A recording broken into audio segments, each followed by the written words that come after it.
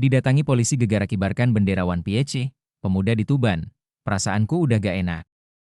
Seorang pria inisial A, 26, didatangi polisi setelah kibarkan bendera One Piece di rumahnya di Kecamatan Kerek, Kabupaten Tuban. Dari pengakuan A, pengibaran bendera One Piece yang dilakukan tak bertujuan menyindir atau menyinggung pihak manapun. A mengaku hanya mengikuti tren yang ramai di platform TikTok. Alasan pertama sih sebenarnya cuma FOMO.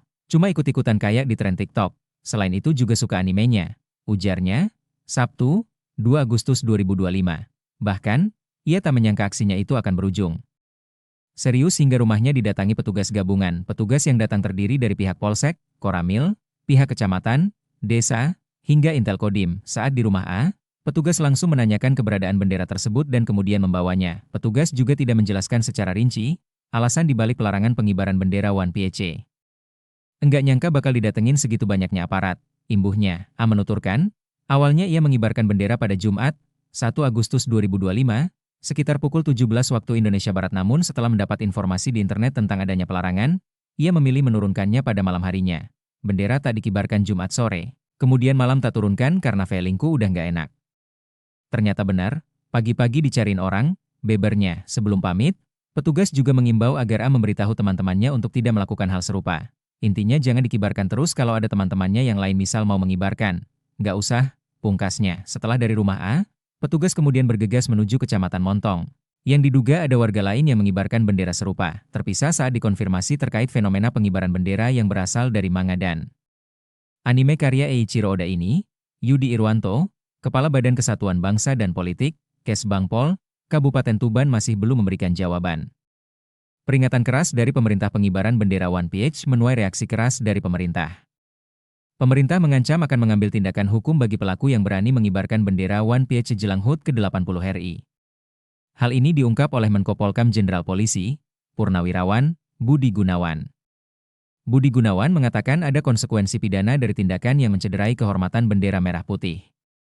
Undang-Undang Nomor 24 Tahun 2009 Pasal 24 Ayat 1 menyebutkan, setiap orang dilarang mengibarkan bendera negara di bawah bendera atau lambang apapun. Ini adalah upaya kita untuk melindungi martabat dan simbol negara, kata Budi Gunawan dalam keterangan resmi pada Jumat, 1 Agustus 2025. Pemerintah akan mengambil tindakan hukum secara tegas dan terukur jika ada unsur kesengajaan dan provokasi demi memastikan ketertiban dan kewibawaan simbol-simbol negara. Lanjut dia, ia mengatakan hari ulang tahun ke-80 kemerdekaan Republik Indonesia adalah sebuah peringatan atas perjuangan para pahlawan dan pendiri bangsa Indonesia.